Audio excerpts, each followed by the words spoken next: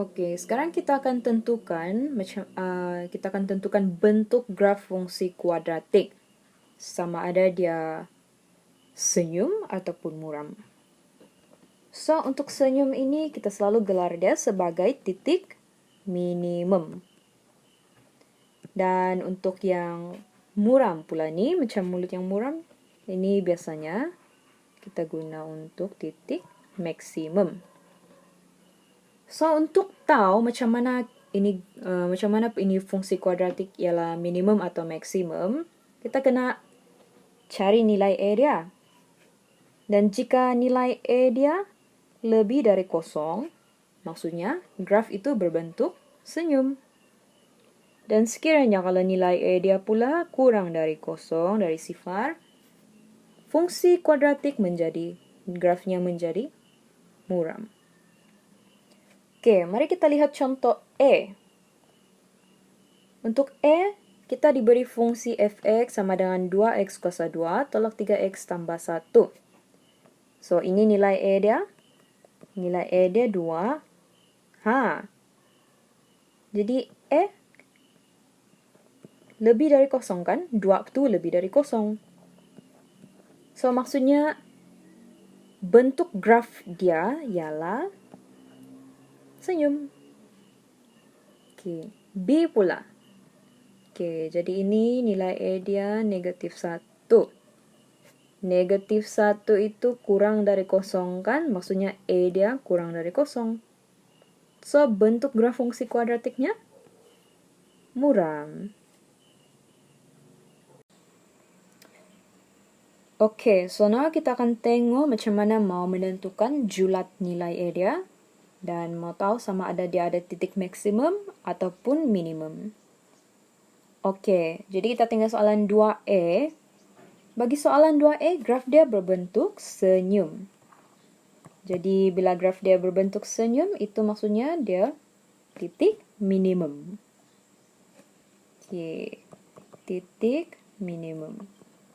Dan kita tahu untuk titik minimum, julat E dia ialah lebih daripada sifar. Lebih dari kosong, okay? Untuk soalan B pula, dia muram.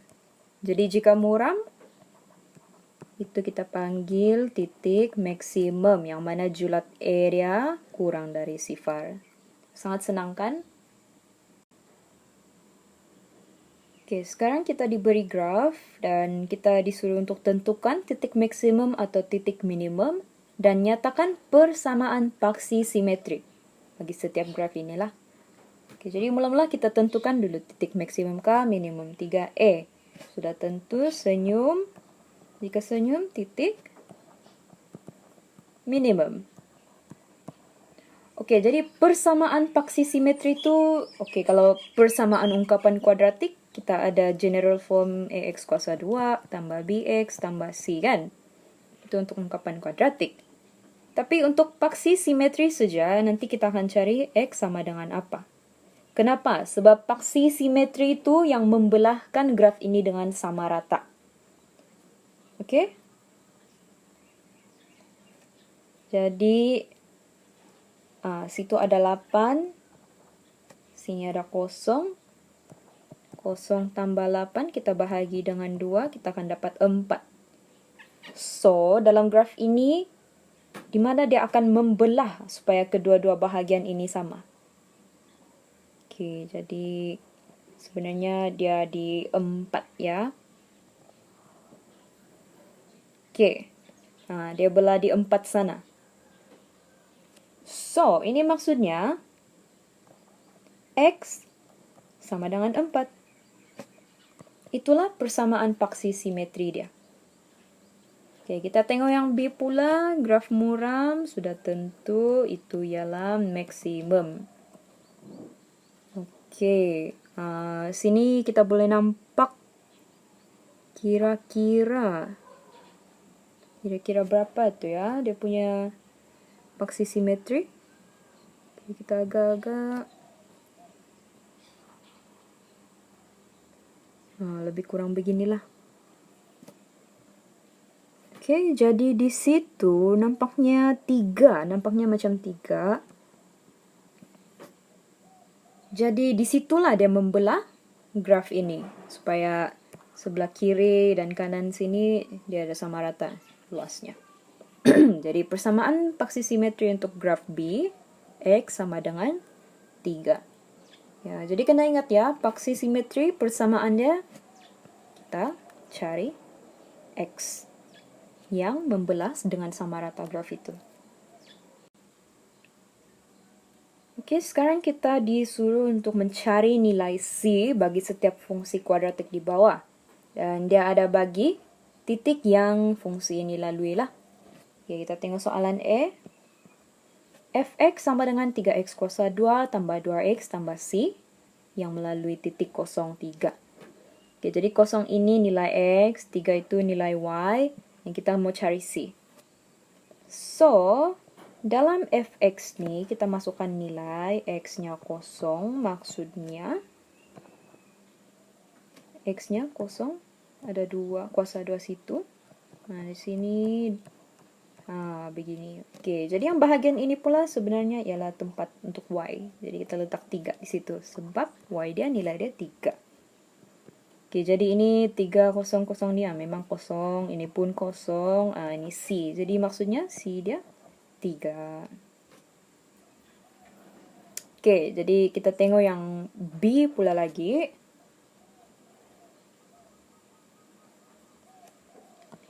Macam biasa, sebenarnya ini kita boleh terus saja tukar dengan nilai Y di sini. Ini X, ini Y. So, negatif 3 sama dengan 2. Nah, dalam X tu kita ganti jadi 1. Oke, jadi ini 2, ini 3 tambah C. 2 tolak 3 dapat negatif 1 tambah C. Oke, negatif 1 pindahkan di sebelah kiri. Nanti kita akan dapat C sama dengan negatif 3 tambah 1 berapa? Negatif 3 tambah 1, negatif 2. Jadi C dia negatif 2.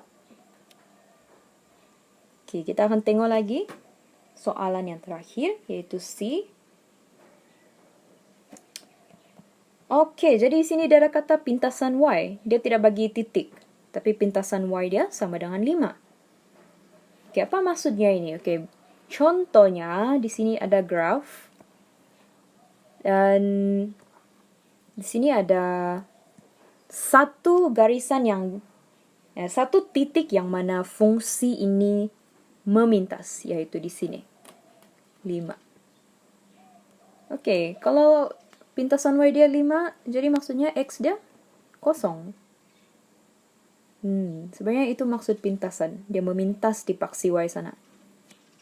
Oke, jadi maksudnya X dia 0, dan ini Y dia 5 lah. 5, X dia 0 . Oke, ini darab 0, 0 nanti C sama dengan 5. Oke, mudah saja kan?